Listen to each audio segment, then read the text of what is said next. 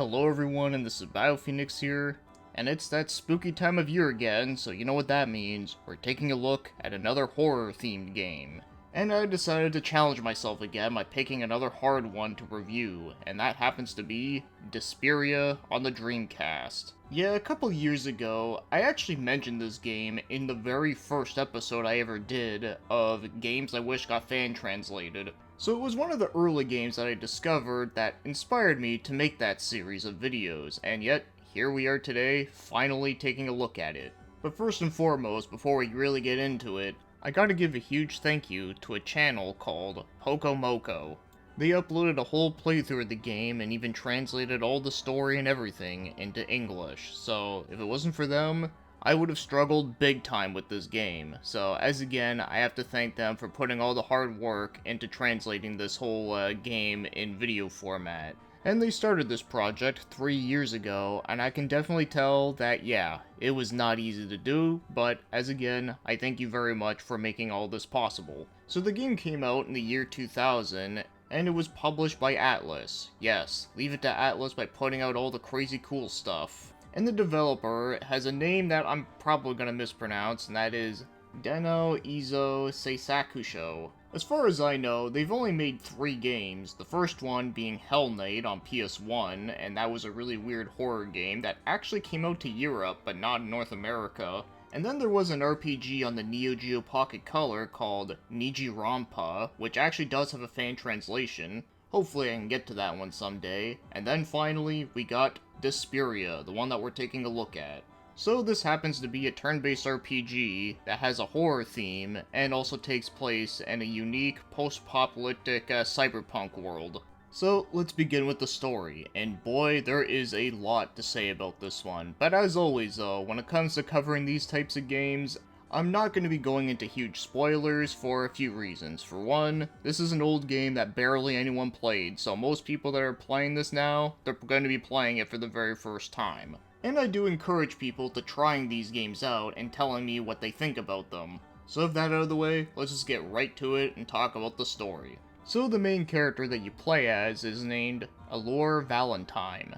Well, there's another character we can add to the ever-growing Valentine family, and she happens to be an undercover agent for the church. And yes, the church in this game has actually taken over quite a lot across the land after the end of World War III. And then the places that the church doesn't take over, they're called the heretics. So yeah, that's a little bit of a backstory that I can mention quickly. So while she is out, she ends up going on a train, and the train ends up going into a big accident and kills off a lot of people. But her and a couple other people survive, and that's pretty much where the game starts out, is that you're just trying to get out of this whole wreckage. But after getting out of that situation and meeting all sorts of crazy people, she goes back to the church and has to take up a new mission, and this new mission happens to be trying to rescue some children that went missing, and that's pretty much the main mission of the whole game. So that sums up most of what you need to know about this game, but we're going to talk about some other things that are very important to know. So there are 2 other female characters that also work for the church as well, and that happens to be Toko and Isla. And normally, you'd probably be thinking that these 2 characters join your party, but no, they actually don't. Yeah, Laura is a one-man army kind of person, but the main thing that makes her really special is the fact that she has a unique ability where she can control minds. And the minds in this game is like, okay, the best way I can compare this is to other popular series such as Persona and JoJo's Bizarre Adventure. Yeah, they're kind of like a persona or a stand that's stuck inside your head, and she happens to fight with them. But on top of being able to control these weird mind monster things, she is also able to read inside people's minds and look into their memories a bit. And doing the mind reading is actually a big part of this whole game, but I'll talk more about that later. But the thing that I had to bring up that I found to be very interesting and also kind of creepy about her mind reading thing is that whenever she does this to someone, the other characters can actually feel her doing it to them, and apparently it's very uncomfortable. Yeah, it's one of those things you don't normally think about when it comes to these sort of things. Like, whenever a character can read another character's mind, like, you don't think, like, oh, I wonder if they actually feel anything out of it. So, it's kind of an interesting thing that they actually addressed in this game. And it also makes sense with the game's world building too, because In the church, whenever there is a character that has the ability to read minds, they are prohibited to reading any of the priests, which really tells you how much power they have over their people. And if you think reading people's minds wasn't enough, she can also read off of memories of any person that interacts with an object. Because there are times in this game where if you do the whole mind scan reading thing on a background object, she can actually tell if there was a person there that interacted with it. So yeah, our main character is quite an amazing detective, to say the least. Alright, so I think that covers the very basic stuff that you need to know. Of course, I will talk more about story stuff a little later, because now we're going to talk about the gameplay. So the exploration is done in a first-person view, where you just look around in the spot that you're standing, and you gotta point and click on places to go or things to interact with. It's similar to a lot of old-school adventure games like Myst. And like I mentioned before, you're able to mind scan random things, and not only do you get some conversation or key things to progress through the game's story, but you also do get a little bit of EXP out of it too, so you can actually level up in the game without having to fight. And this game has random encounters, and the way how the random encounters work is that whenever you're standing in one spot, you're safe. But as you move to a new spot, as it's doing this cool little transition, that's where the random encounters can happen, but only in certain spots. For an example, in Chapter 2, when you're running around outside the church and you go over this bridge, you're not gonna run into an enemy here. But if you go down under the bridge where all the people are and the stores are, then that's where you're gonna get jumped. So yeah, this game has a lot of areas that are like that, where you got some spots that are kinda safe and some spots that are not. And just like every other RPG, you got many different items and equipment that you can buy. But the one thing that is kind of weird with the equipment is that you got 4 different pieces you gotta manage. You got melee weapon, armor, and then accessory. Now those are pretty standard, but the other one is a nematode. Yeah, this is a game that you gotta equip a worm to your character. And it usually has to do with a boost for defense and such.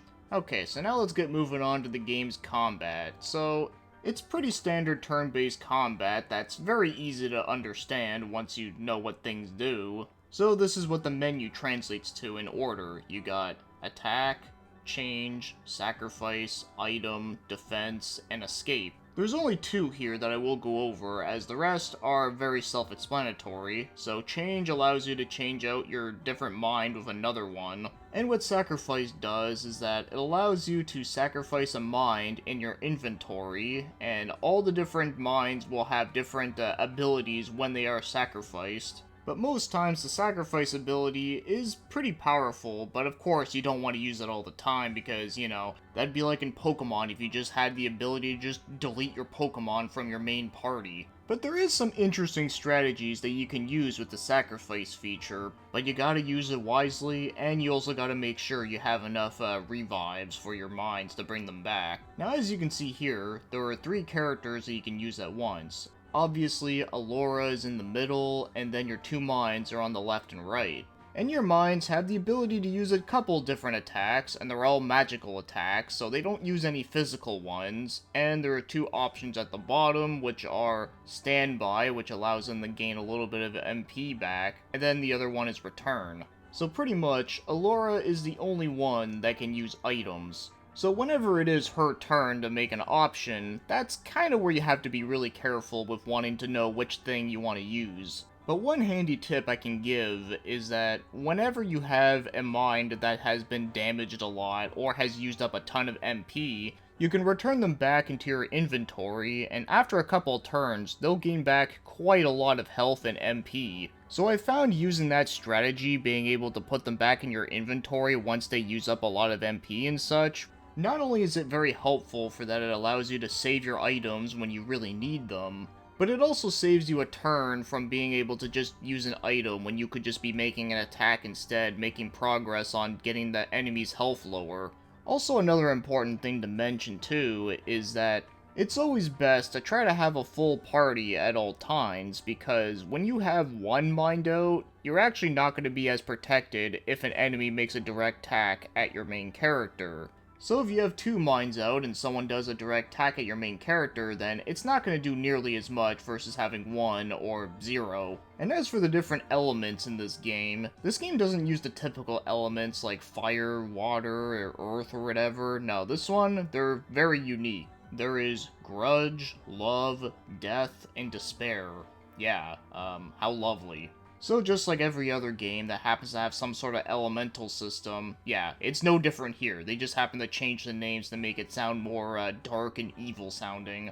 So that's the basics of what you need to know about the battle system. It's pretty much a 3v3, but you got 2 leaders going head to head with 2 sets of mines going head to head. It's kinda interesting. And I'll talk more about certain other things about it in my overall thoughts, but for now, let's get talking about the mine creation. So yes, just like in your Persona or Shin Megami Tensei game, you can also create mines. Although in this game, you don't fuse them together. Instead, you create them by using these tokens with different symbols on them, and most of the time you get them from defeating enemies.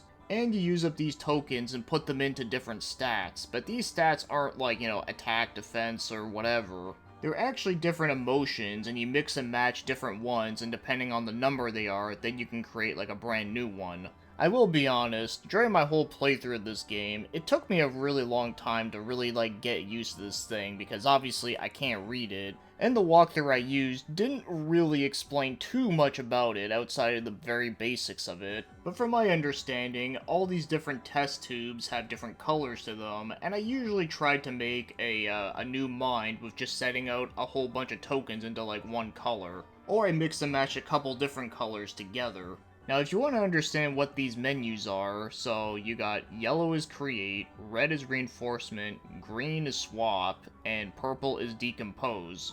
And using decompose deletes a mine from your inventory, but you do gain back your resources that you used for creating it. And swap is basically your box in a Pokemon game, so I don't really need to explain that, as I'm sure anyone here has played Pokemon at least once before. And reinforcement is pretty obvious, you just upgrade your mind, being able to transform it into new, more powerful ones. And for me personally, I found that using reinforcement was a lot easier than just creating a whole brand new one from scratch. But it is good to know that every mind in this game can pretty much transform into whatever, how many tokens you put into it, so unlike Pokemon, there's no fixed evolution chart. So it's not like you can transform a mind 3 times and be like, oh no, I can't do it anymore.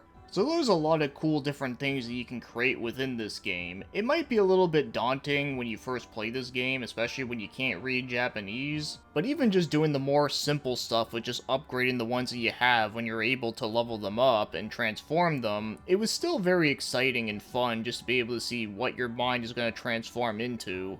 Alright, now let's get moving on and start talking about the other things, like the graphics. And hot damn, the graphics in this game, as you can probably tell from seeing everything that I've shown so far, yeah, this is a very crazy looking game, and I absolutely love it. And I can gush about it for a very long time, but I don't want to make this a 3-hour video. So yes, all the set pieces in this game are really awesome to look at. Not only do you have a lot of really creepy as shit looking backgrounds like this one right here, but you also have some really beautiful, well-crafted looking ones like this one. Yeah, even the dark brown and gray colored shit even looks really nice too. It's probably one of the very few games I know that actually utilizes these colors and makes them look really good with the setting. And as for the character designs, oh man, there's just so much I can say about them. So I really do like Allure's design for that. Her outfit kind of does remind me a little bit of Elsa Walker from Resident Evil 1.5 outfit. And it's not just the fact that they both have a lot of orange on them, but even just the style of outfit just kind of reminds me of it a little bit. And all the different minds that you can create, yeah, they are very grotesque and very ugly, but they're the kind of ugly that's kind of fascinating to look at. But there is a few designs that are actually pretty cool looking, but yeah, a lot of them definitely look like weird worm brains. But as for all the monsters and characters that you see along the way, Yeah, this is where they got very creative, and my god, like, I won't be able to cover every single one here, but judging by all the ones that I've showed off so far, there's just so many cool, crazy, creepy enemy designs that rival the likes of Silent Hill and Shadow Hearts, and that is a great thing to be compared to. Like, what do you want me to say about this enemy? Like, like, god, like, that is just so absurdly weird, but I can't help but love it, because what other game do you know that has an enemy like this? It also helps, too, that this game is using an art style that's just very weird and surreal looking for this style of game. Because as much as I do love the way how this game looks, it doesn't look like it's really pushing that much of the power of the Dreamcast. Because the Dreamcast was leagues ahead of everything else around that time, including the arcade, and yet, this game still looks like a game that still could have ran on a PS1. The only thing about this game that probably would have looked a little bit different was just the 3D models of the mines when you're in battle, or if you're viewing them within the menu. But outside of that one thing, the PS1 is more than capable of doing everything else that this game's doing, like pre-rendered backgrounds and all that. But even though this game isn't trying to push the limits of the Dreamcast or trying to make a 3D open world game like Shenmue or whatever, at least the game has a really awesome art style that more than makes up for it. And I've said this on my channel many times, but I'll always take a cool and unique art style that I really love over a game that doesn't have a cool art style, but happens to have some nice fancy graphics. You know the kind, like the photorealistic stuff that they always throw into game trailers. But anyways, yes, there is just so much cool shit that this game has, and I would love to talk about every single little thing, but, you know, we'd be here forever. But yeah, you get the point. I just love everything on how this game looks. And now, as for the game's music, I think it's a very solid OST, with a lot of variety here. So most of the songs you're going to be hearing are going to be this, like, dark and creepy atmospheric stuff, and a lot of it definitely sounds like stuff that you would hear from other horror games, which I really love. But I also have to mention that there's a couple songs within this game that definitely sound right out of a creepy hospital theme. And there are some songs that sound like some traditional Japanese music, and there's a song that sounds very Arabic sounding. And there's quite a lot of different battle and boss music throughout the game. A lot of them are a bit tricky to describe, but they kind of sound like dark industrial trance, if that makes any sense. Probably not. If I can compare it to another video game, I do remember that one of the battle songs kind of reminds me of one of the battle themes within Persona 2. And as you would expect, a lot of the boss themes, there's quite a few of them. They all sound really intense sounding, and I actually really like all of them. I think they're all like really cool sounding. But as much as I do really like a lot of the songs within this game, there is one song that I'm not the biggest fan of, and that's mainly because you hear it so much throughout Chapter 3 when you're running around town that it actually did get kind of annoying. Basically what it is that it takes the same atmospheric track that you heard in like a previous part of the game, but then it adds this like annoying sound effect that just plays over and over again. And it reminds me of an old cell phone ringtone, but only that you can't shut it off. Yeah, that's the only negative thing I have to mention about this game's soundtrack, but otherwise, every other song I actually do really like quite a bit, and some of them are actually pretty memorable to me too. But before I move on, there is one other song I do want to briefly talk about, and this one is a mystery to me, because this song is actually not even on the game's OST. So in the opening cutscene for the game, there's a song that plays for a couple seconds, and it almost sounds like a song that pre-existed before the game, but then they just threw it in at last minute for this one section. I'll play it for you right now.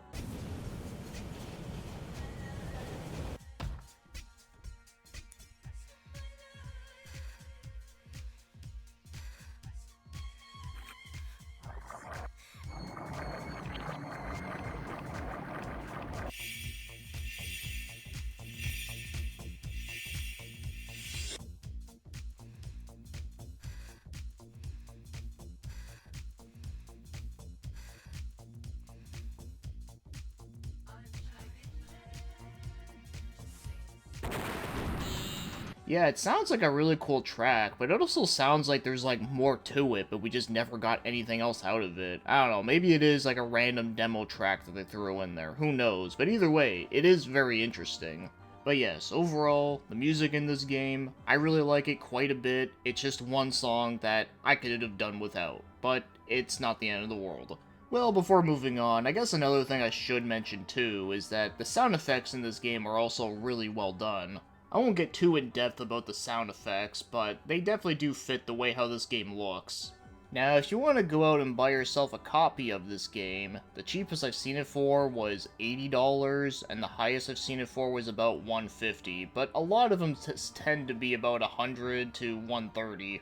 Now, yeah, that is a lot of money, but for an obscure game from Atlus that was on the frickin' Dreamcast of all things, I kind of expected this one to be way higher, but no, it's actually not as bad as I thought it was gonna be. So yeah, unfortunately there's no voice acting in this game, because I think this game would have been really interesting if it had any, but oh well. So now, as my overall thoughts on DeSPIRIA is that this was a game that I was really anticipating on playing one day, and for that reason, yeah, there was a lot to live up to with this game. And you know what? I actually still liked it in the end, so yeah, it was not a disappointment. I actually was pretty happy with it. Of course, just like every other game, it's not perfect, and I will get into that, but yeah, overall, I actually had a good time with this game. So let's go over what I liked and didn't like, and of course, when it comes to stuff that I liked, I'm not going to be repeating everything that I gushed all over about. But when it comes to the story stuff that I haven't explained yet, yeah, I thought the story was really good and interesting throughout. There was barely any parts about the game that I thought were boring. And I just really love the unique world that they created for this game. I just think it's just really awesome. Not just visually, but even just a lot of the backstory stuff surrounding it is just great. And one thing that I haven't explained yet is that also with humans being able to use minds in this game, there's also dolls too. And the dolls are basically androids, so you know, they're not human. And some of these doll characters are pretty interesting as well, but the one particular one that I want to talk about, and of course talking about them is not going to spoil anything, and that is the character Paloma. So she's this doll character that happens to have red hair, and all she's wearing is a freaking apron. Yeah, put some pants on, will ya? Well anyways, the thing that I liked about her character was that she was this very weird, quirky, fun kind of character. Like, she was one of those characters where she runs a store, but she always ditches it and then ends up just goofing off at other places. But because she's always acting so cheerful all the time, and she's also, like, gets down on her luck sometimes, I find her to be kind of endearing to the point that you kind of don't want to see anything bad happen to her. Yeah, it was just a very interesting character to have in a game like this, and like I said, I thought she was very fun. And another character that I liked, although he's a little hard to describe properly without giving away too much, and that happens to be Dr. Ignacio Prospero. Yeah, he doesn't show up until the final part of the game, and he happens to be the chief engineer at the Tower of Rebirth, so if you do happen to get to that part of the game, he has a lot of very interesting things to say. Now, one other thing I do want to bring up is that this part, some people would say this is a spoiler, but if you played another RPG before, you could probably see it coming straight ahead, and that happens to do with the church with Archbishop Lowen. Like, are you looking at this guy right now? Like, would you be alone in a room with him and give him a gun? Yeah, probably not. So, yeah, like I said, if you've played any other RPG before that has to do with, like, churches and religion and such, then, yeah, it doesn't take a genius that, yes, obviously, there's a lot of shady stuff involving this character and the church itself. I mean, even just explaining the fact that people can't dive into the minds of priests should already tell you something. But yes, all of this is pretty obvious stuff. But what I will say is that the things that make them shady is quite the surprise, and I will not be giving it away, but I will be saying that it is very dark, disturbing, and depressing. Yeah, triple D's. And it was not what I was expecting. And I can tell you all right now that if this game ever did come out to North America back in the day, it probably would have got censored the fuck. Or if they didn't censor it, yeah, this game would have stirred up a lot of controversy. Let me tell you, like, if they thought that Night Trap and Mortal Kombat were the devil, oh god, like, who knows what they would think about this shit. So not only am I saying all this to keep it a surprise and not spoil anything for people that actually want to play the game, But I also do feel like it's important to mention because if you are sensitive to some really dark content that's really fucked up, then you're gonna find those twists that the game has are gonna be very upsetting, and yeah, like, you've been warned. Although I still don't think it's as fucked up as that one PC98 game I reviewed, Saku Saku Daiboto Returns or whatever the hell it's called. But it's still very disturbing, and almost kinda does reach a little bit into that game's territory, and there is no way that this game would ever fly in today's standards, that's for sure. So yeah, that's like the most I'll say about that whole thing, but yeah, it was a very interesting twist though. And as for the game's combat, I do for the most part like it, even though it is very basic and no real crazy gimmicks outside of the whole sacrifice thing.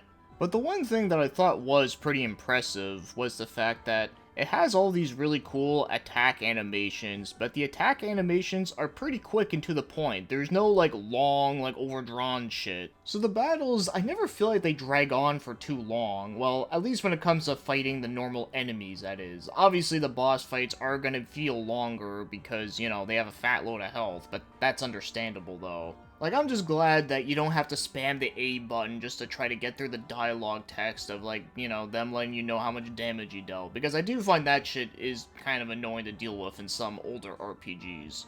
Now, before I get into the stuff that I don't like as much, there is one thing I do have to mention now, because this kind of goes into, like, a mixed thing.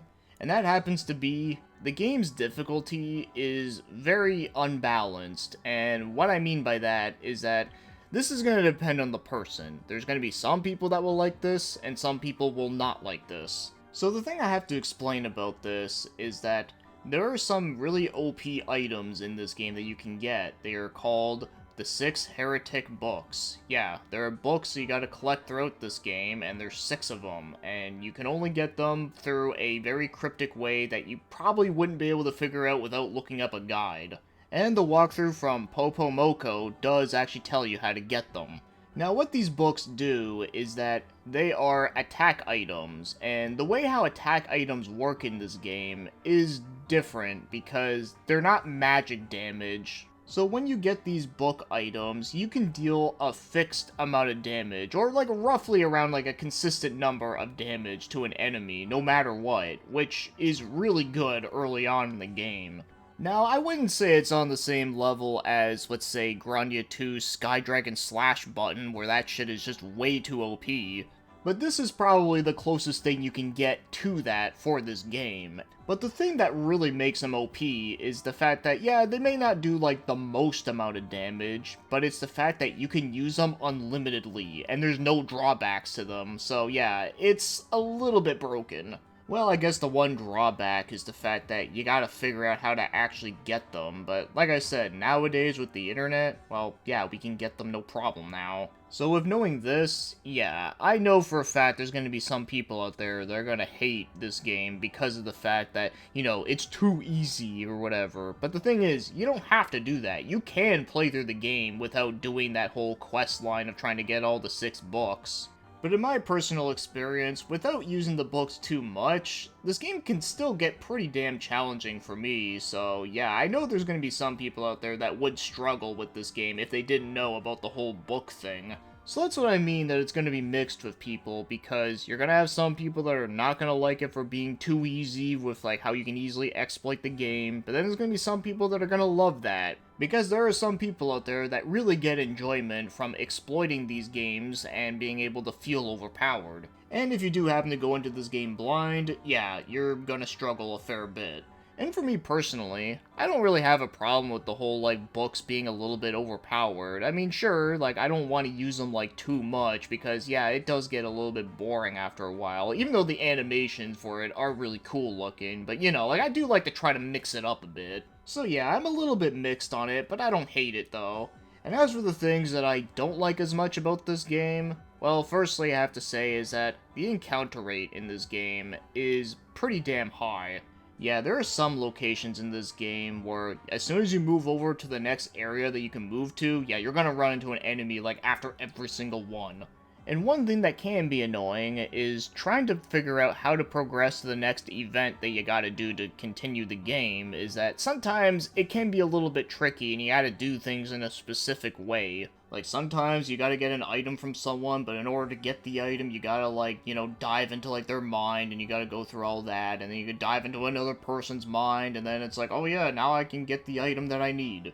And that's just a made-up example off the top of my head, but sometimes it does kind of feel like that. So yeah, it's one of those games that you kind of have to do certain things in a specific way, but the one good thing I will say is that there's barely any puzzle throughout the game. Well, I guess some people might count that as a puzzle, but like, there's really not that much, like, Resident Evil style puzzles. I think there is, like, only 2 that I can remember.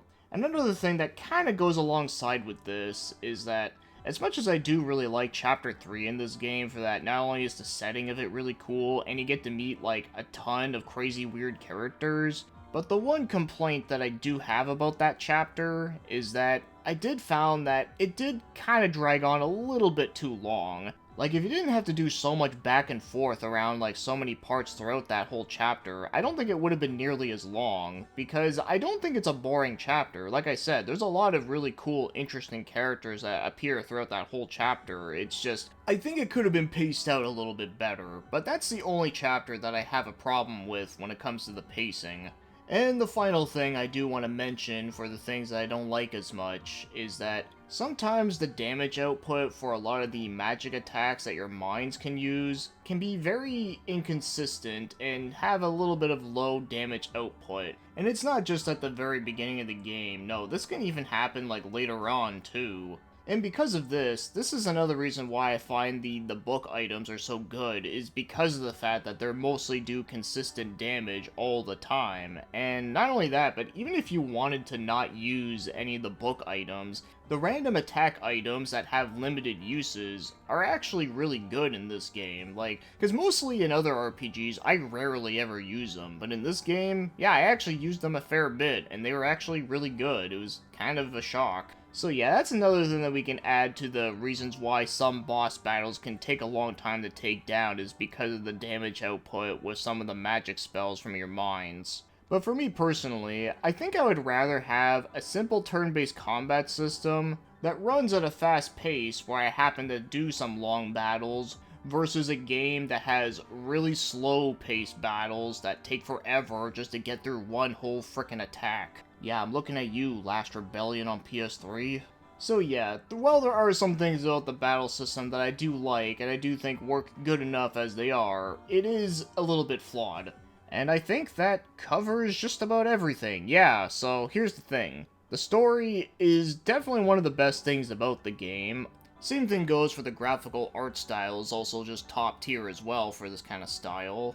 And the music I think is very good overall, and as for the battles, well, like I said, I do think they are a bit flawed, but I don't think they're that bad. In fact, I actually do think they do hold up a lot better than certain other games that I've played that came out like around the same time. And yeah, I may not love it on the same level as, let's say, like, Grandia 2 on the Dreamcast, because, that's just a fantastic game. But I do think this game does have some interesting appeal that I do think it is very cool and memorable. I'm definitely not going to forget about this game, that's for damn sure. But yeah, I would say it is a pretty flawed game in some aspects, but the flaws were never, like, bad enough for me to, like, hate the game. Though I can see some people not liking it, of course, but for me personally, though, like, yeah, like, I actually thought this was a pretty decent turn-based RPG. And I was pleasantly surprised with many things. So yeah, if this does look interesting to you, I definitely would recommend it, though obviously, if you don't like the whole point-and-click aspect, if you just can't wrap your head around that, yeah, obviously you're not going to be a fan of that. And of course, with the game having some balancing issues, yeah, like I said, you're either going to love that or you're going to hate it. And finally, for some of the more graphic content that does happen throughout this game, yeah, just be warned that, yeah, there are definitely some moments throughout this game that are not for the faint of heart. But if you're completely okay with these things, or you can tolerate them, then yeah, I think you might actually like this one. But before we end it here, I'm gonna end it off with some great news, and that happens to be, as I was in the middle of playing through this game, they did announce that there is an English patch in the works. and Popo Boko is going to be helping out with it, which is awesome. And the one doing all the hacking and programming happens to be Archbishop Brian. So like I say, whenever I hear about a new announcement of a game that I wish got fan translated, I wish them the best of luck. And I will gladly replay this game all over again with the English patch, since I actually enjoyed my time with the game, flaws and all. So that being said, hope you all have a really good Halloween season this year, and thanks for watching and commenting, and have yourselves a great day.